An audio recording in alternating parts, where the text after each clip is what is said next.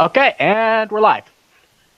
Okay, so we're a little late to the ball here, but welcome to the first UWFSA live stream of the fall semester for 2018. My name is Mark Demain. I'm the president of the UWFSA, and I have with me today Maggie McCauley, who's a prominent student activist at UWindsor. Maggie, why don't you introduce yourself far better than I can? Tell us what kind of stuff you've been involved in. Well, I've been involved in a lot at the university. In my first year, I started with the pro-life club, and then once we had trouble with that, me and a couple of my friends from the conservative club created the free speech club, who is now hosting this. Oh, is that this one? Is that the same club? Oh, shit. I started it. Oh, that's it. Didn't you get a new job that you've been looking for in Ottawa? I might not move to Ottawa. That's still good, but I do have the job. I'm currently working as a full-time pro-life activist, National Campus Life Network. So that'll be relevant to the topic today, because I know Roe v. Wade was a big issue when we were talking about Brett Kavanaugh, but then the allegations sort of took over, and no one talked about that anymore. On that note, though, yeah, something that was kind of lost in translation once Ford's allegation came out was his actual record as a judge. So we'll have plenty of time to talk about the allegations, but to put that aside for a second, do you think Brett Kavanaugh was a good nominee to be on the Supreme Court, allegation aside? He wouldn't have been my first choice. Even like nothing to do with allegations, just I think that he has some concerning things on his voting record in regards to like the Fourth Amendment, as well as if a president can be like charged while in office. And I think that those things were cause enough for concern to have prone to the debate there, without the debate happening about potential actions from 35 years ago. Oh, who would have been a better choice than Brett Kavanaugh? Do you know anyone else?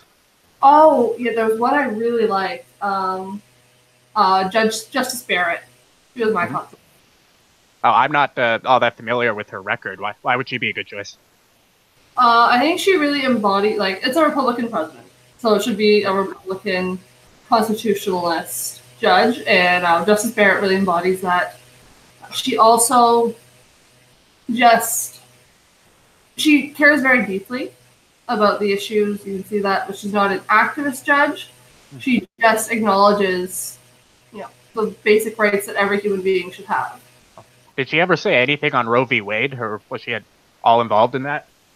I'm not sure if she has any direct statements on Roe v. Wade, but she, like any other constitutionalist judge, should be against it.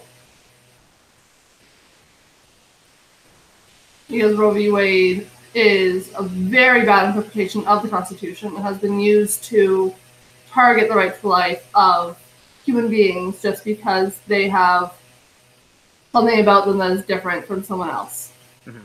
Well, debate on whether or not the Constitution offers you the right to an abortion as a U.S. citizen, or in some cases, not even as a U.S. citizen, as an illegal in the country. But I mean, we'll have a lot to say about Roe v. Wade a little bit later. So going more on the allegations that came out about Brett Kavanaugh, why don't you just take some time? I'll give you the floor, and you can outline your whole stance on it, and then we'll get more into the drilling later. So my stance boils down to I believe in due diligence, and that due diligence is fundamental to our legal system, and that if we remove due diligence and assumptions of political figures, then accusations of rape instantly become a weapon. Is that as soon as you weaponize rape allegations, doesn't matter how often it occurs, but the fact that it can occur to take down a political opponent is scary. I think that is all that is necessary to say in all honesty. Because as soon as you can say that this politician touched me inappropriately, this politician raped me, with no proof, no legal case, then what you have left is just a battle of public belief. That's not to say that the Kavanaugh allegations did get very publicized.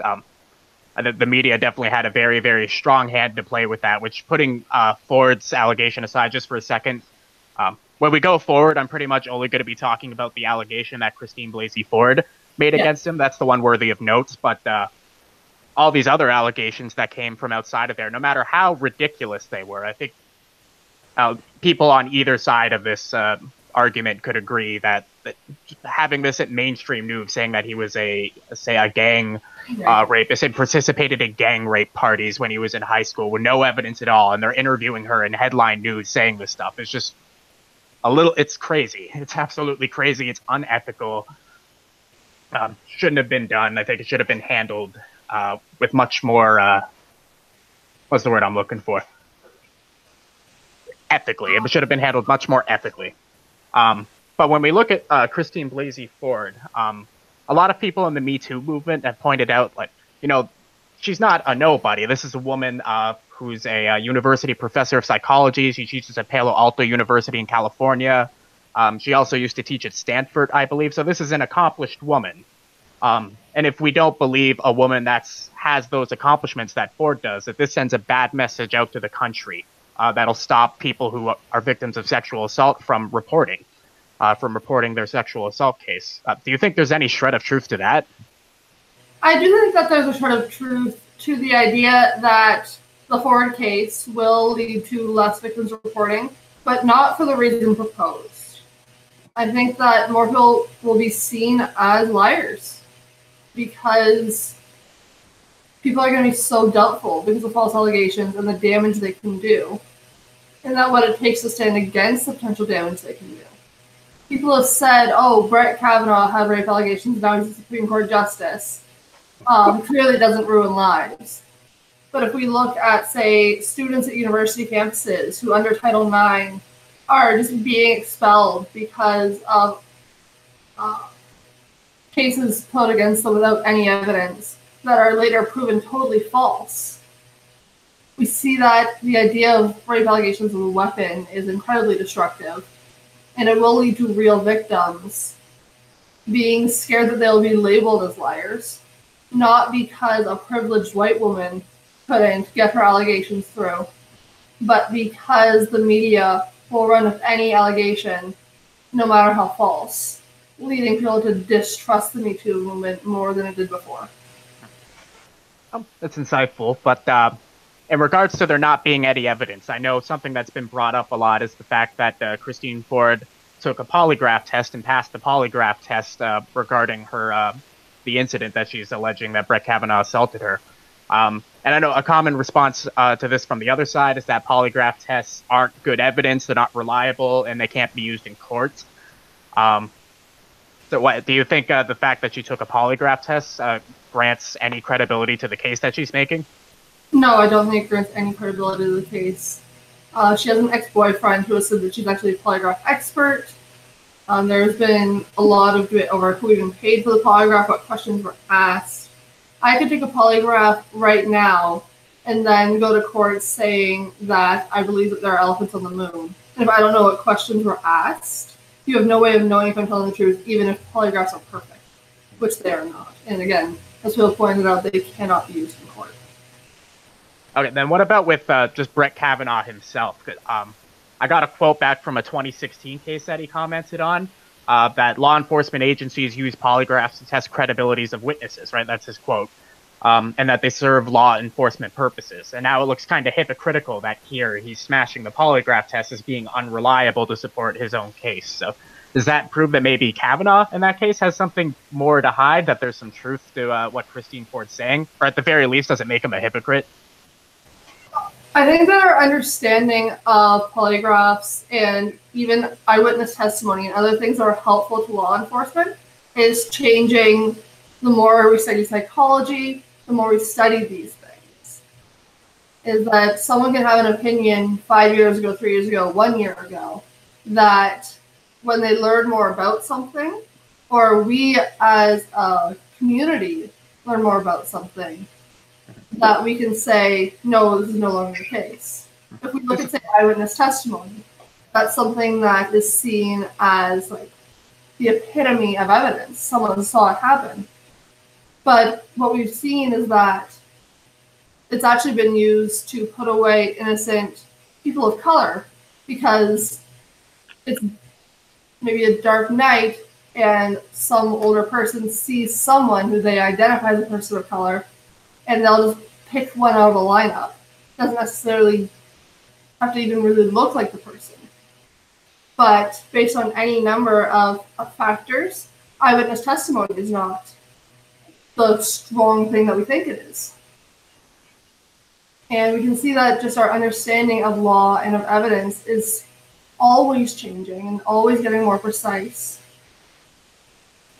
Well, it's not as if we've had a long period of time to change, though. Like, this was just back in 2016 that he supposedly said this, right? It wasn't that long ago. And even if, let's say that our understanding of polygraphs hasn't changed at all in that time, and that it was bad then, it was bad now. I already said I don't think Kavanaugh is the best person to be a Supreme Court judge. If he thinks that polygraph tests are a positive in some cases, negative in some cases, I think that just shows that he isn't the best Supreme Court judge. But I know that means that he assaulted anyone when he was in high school. Would you have, supposing that you were a United States Senator right now, would you have voted for him, allegations aside? I think allegations aside, it depends on the discussion that came up. That wasn't allowed to happen. Basically what happened is we had the whole portion where you'd be asking those kind of questions to find out his views, his stances on things, taken over by these allegations. And you had a very rushed Republican government trying to get him voted in before the midterms. And you had the Democrats trying to delay it until after the midterms. So it no longer became about truth. It just became about getting it done in the timeline that you wanted to get it done. All right, so you would agree then with Senator Lindsey Graham, who I wanted to bring up. He's gained a lot of popularity, as I'm sure you know, for being probably the most outspoken senator regarding Kavanaugh's nomination process. But he had critications for the DNC, saying that Feinstein held on to the allegation for over 20 days and used it last minute because they wanted to delay the seat. They said they had no intention of protecting Christine Ford or her family and just wanted this publicized. Do you agree with that? Do you think Feinstein was trying to weaponize this allegation? Oh, I think absolutely it was used as a weapon. Is that even if true, it wasn't dealt with in a way that you would if it was true. Is that we actually saw Weinstein when asked, not Weinstein, that's Harvey Weinstein. We actually saw that when asked the senator, she said that like she could not corroborate the claims that she was the one putting forth. Another thing that Lindsey Graham said during Kavanaugh's hearing was that, I quote on here, "This is going to destroy the ability for good people to come forward," which I'm assuming you would agree with when you were talking about the weaponizing sexual assault allegation first, or on the first question, that, you know, someone who otherwise might be a good public servant who'd want to come out and do their duty to run for the House or something might pull away, or someone who could otherwise be a good Supreme Court nomination might pull away and refuse the nomination because they don't, you know, want that kind of publicity, right? Which, if you want to elaborate on that. That's how we ended up with the U.S. political election that was Trump versus Hillary. Is that neither of them were good candidates. What happened is that we see this in all sorts of levels of government, that the only people willing to go into it are the people who are willing to take all the barbs that will be thrown.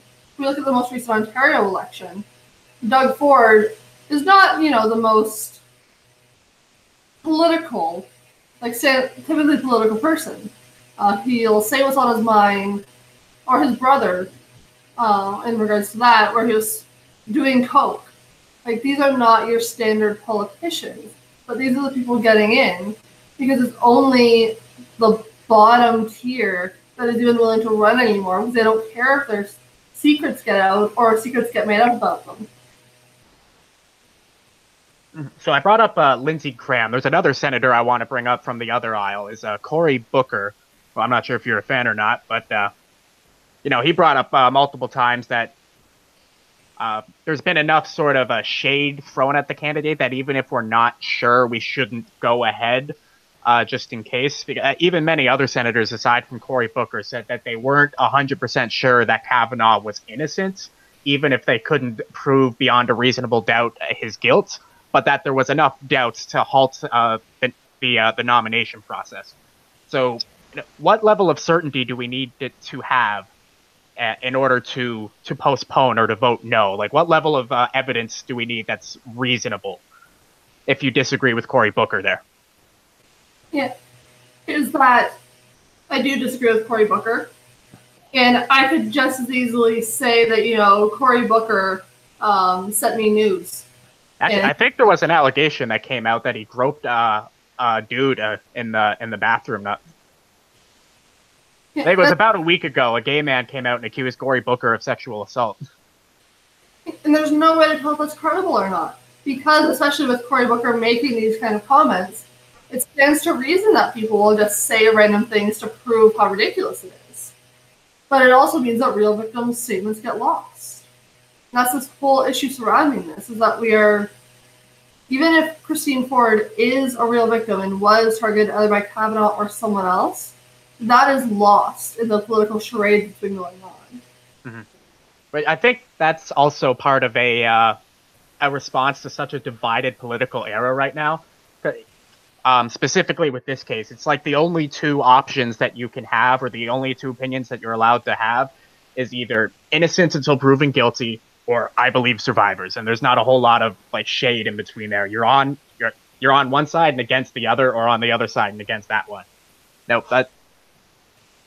sexual assault is a serious thing, but if we're being honest, it's also it's a crime that can be hard to prove, because it can often come down to one person's word versus the other, and there's not a lot of physical evidence you can give if you don't report right away. So, I ponder what sorts of evidence could have brought up from an allegation where someone's being accused of something that allegedly happened many decades ago. So on one hand, I'm stuck with, we shouldn't assume the guilt of the person. We shouldn't assume the innocence of the person, but when there's not a lot of shade that can be thrown either way, where should the line drawn between presuming innocence from the accused and presuming the honesty of the accuser, right? Like, where is that line drawn? And that line is really hard to find. Mm-hmm. And is that we do. Rape allegations are such a horrible thing to deal with, especially the lack of evidence. It's not like you were shot, you can trace the bullet back to someone's gun. Mm-hmm. It's very, very much he said, she said, because even in the case of physical evidence, if someone claims consent, someone says it wasn't consensual, how do you know if it's being weaponized against someone else? So it's a very, very, very hard line to find. And that makes rape trials incredibly difficult, which is why the vast majority of rapists do not face basically jail time. Pardon? Jail time. They don't face punishment for their crime. That is what they're looking for. Yeah, there you go. They don't have punishment for it. We see that on the right, that about 2 to 10% of rape allegations are proven false, but that's proven false. And then we see another far too small number that are proven true, and this giant bit in the middle. And the right will like to say that because these bit in the middle were not proven true, they're therefore false. But the left would like to say that because they were not proven false, they are true. And it's led to this horrible discussion around rape that there's just two very extreme positions that aren't actually helping the victims in the middle, who just aren't in a position to have their case proven. Well, what could be something that we could do to help those victims in the middle? Right? Because if it can be hard to tell between the people who are liars and the people who are telling the truth, or the people who are rapists and the people who are regular people having their life completely slandered, right? If it's hard to tell the difference between those two things some of the time, yet don't you have to make a choice between either throwing the accused in jail or always believing them, unless like massive evidence can be thrown at their shoulder? Well, I think that we need to take a due diligence. And at this point in time in 2018, due diligence may very unfortunately side with a rapist more often than not, and that's disgusting. I think that in an ideal world, we'd have the ability to prove rape. If we lived in the Harry Potter world and had Veritaserum, we could do that. Mm-hmm. But we don't have proof of truth-telling. Polygraph tests, as we've already talked about, are notoriously unreliable. We just don't have a way to know, so we have to depend on evidence. Mm-hmm. So when we look at Christine Blasey Ford, then I already brought up the polygraph test, right? It's been brought up that she's mentioned the allegation and Brett Kavanaugh by name back in 2012 to her therapist. It's mentioned that she was trying to install another door to her house in case she needs to be able to get out of a situation like she described back in high school. And some of that adds up. Like, it's not a cut and dry case of obviously he did it after that then, but if that isn't enough right there, what would be? What else can we provide in order to help real victims here? Well, I know that when my best friend was raped, I still don't know the man's name, but I knew that it happened. If I was called into court 30 years later, if she wasn't pursuing it right now, and they're asked, like, did your best friend ever tell you of this? I could say yes. Is that I know that not everyone tells everyone. My parents didn't find out about my assault until like 2 or 3 years after the fact. But there were people who knew that I could have called to say, I told this person immediately after it happened, or even within months after it happened, which has not been the case with the Ford trial. Well, I believe she did have a friend that said that she believed her, but also said that she didn't remember the incident that she described as well. So again, that's another weird thing, though, where you have someone who's saying, it's like, I don't remember this, but I believe she's telling the truth. I don't believe she would lie, and I've known her for all this time. Versus maybe she did forget it, I don't ever think I'll forget the fact that my best friend was raped. My aunt was raped at a party when she was 16. And the people know about that. Like, my family knows about that. Mm-hmm. Is that if your best friend tells you that she was raped at a party, that is not something that you totally forget, even if it's decades later. I mean, yeah, that's fair. I can't relate to that, obviously, because I haven't been through such an experience, but I've known many people who have, and they all say pretty much exactly what you just told me right there. So, it's a very tricky subject, obviously. Yeah, absolutely.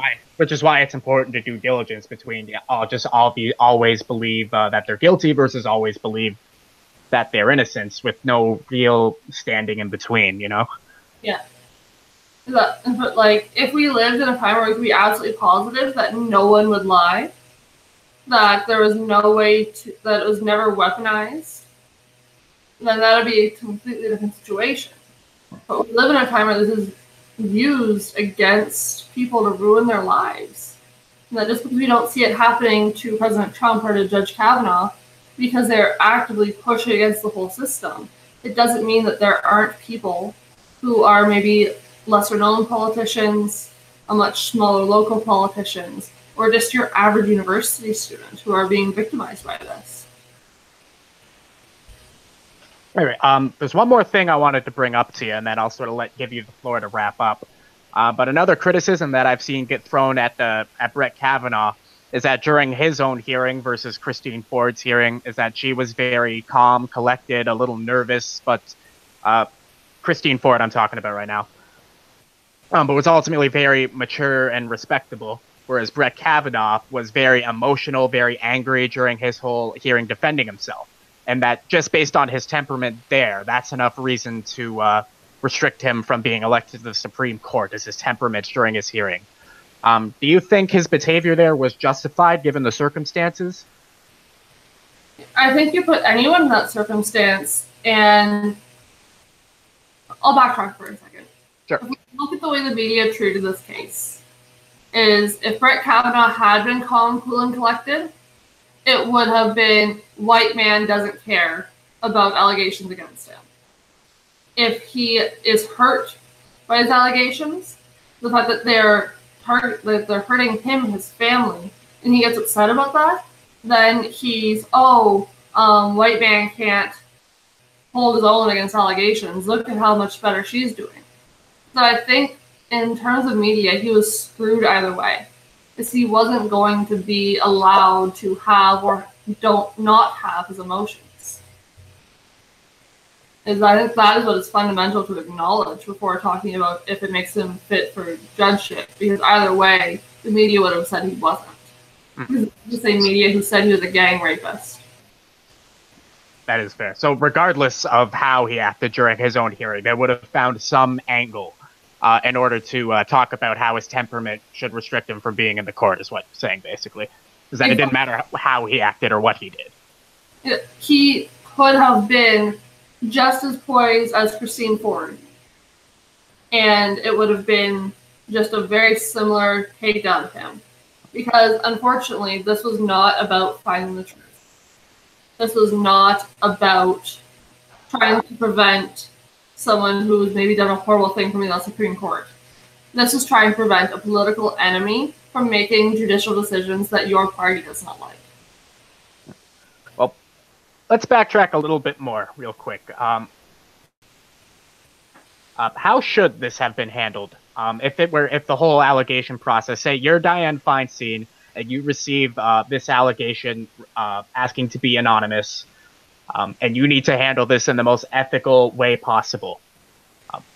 How should this whole nomination process have went down? What should have the people involved had done that they didn't do? I think like a 35-year-old case with no evidence is not something that should have had a bearing on the issue. I think that it needed to come down to how he would behave as a judge. It needed to come down to questions about what kind of rulings he would do. Any other question that a Supreme Court judge would have been asked. It's been said that the Republicans were pushing him through, but it was over 88 days from the time that he was nominated to the time he was confirmed as a judge. That's like the third longest time any Supreme Court judge in history has ever taken. Is that this whole issue was about delaying it.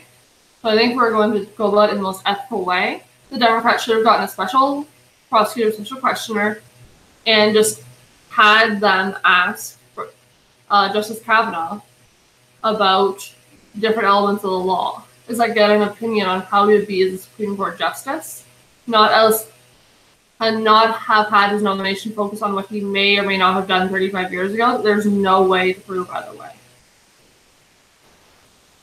Speaking of which, actually, I want to talk about Roe v. Wade really quick, and then we'll probably wrap it up. Okay, so say hypothetically, if the Democrats were in power right now and they want a Democratic judge in the Supreme Court, right? When we're talking about Roe v. Wade, which many people on the Republican side say is unconstitutional, that the Constitution of the United States does not guarantee the rights to an abortion, and the people that were on the Supreme Court and that they basically wrote it in out of their own social justice, right? Yeah. So should someone's stance on the Roe v. Wade issue, positive or negative, be enough to vote no or yes? Like, could that be a deciding factor in and of itself? If someone came in and said, I am going to uphold Roe v. Wade as, the rights for women or something like that, or if I'm going to take it down because it's unconstitutional. Is that I'm speaking from a constitutional perspective. And that is my viewpoint, is that there's someone else who might disagree with me, but I'm going to say that I'm speaking from a constitutional perspective and say that to me would be an indicator that they are not fit for Supreme Court justice, because there's clearly an agenda more important than the Constitution, which I think would impact other judicial decisions, even if Roe v. Wade was not on the table at all. Comparatively, I don't think it would be enough for the other side. I'm a philosophy student, and there's what's called necessary versus sufficient. And it might be necessary for a Supreme Court justice to say that they will try to not uphold Roe v. Wade, but it would not be sufficient. Whereas it would be sufficient for someone to say that they will uphold it to be denied the Supreme Court position.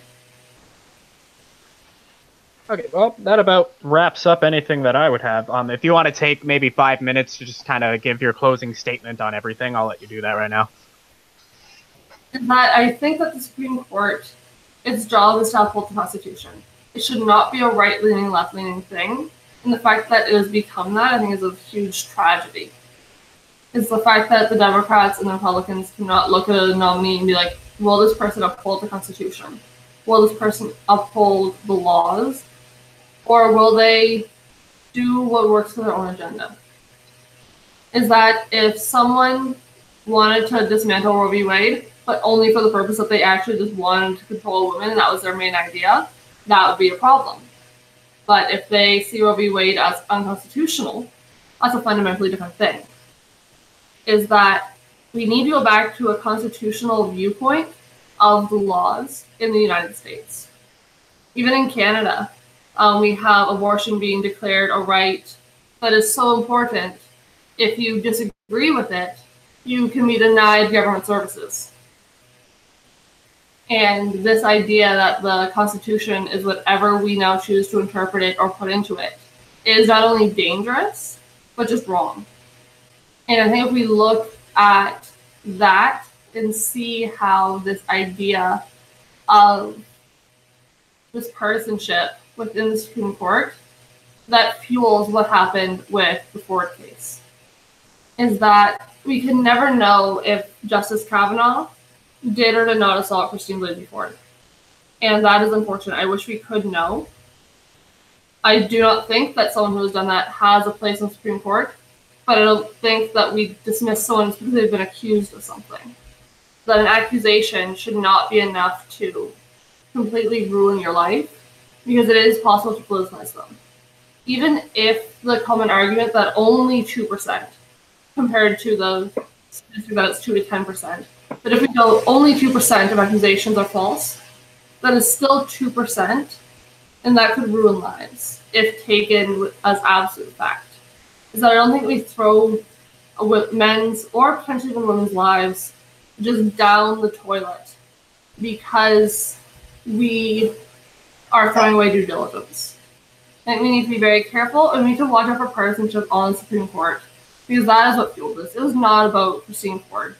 You know, that as soon as he was confirmed, her testimony went away. She didn't pursue legal charges, and it just went away. As soon as the Democrats lost, it stopped being an issue because it was only a tool. And I think we really need to start to move away from that. Otherwise, there's going to be some major issues within the United States government. All right, very well said. Well, thank you, Maggie, for coming on. We're very lucky to have you, and I'm sure we'll see you back sometime in the future, too, on another topic that you'd be capable on.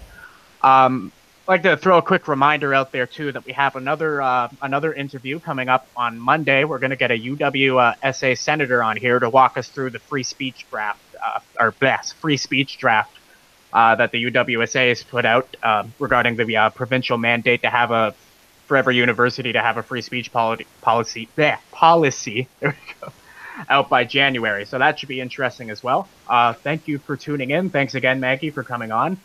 And we'll see you on Monday. Thank you for having me. Yeah, no problem.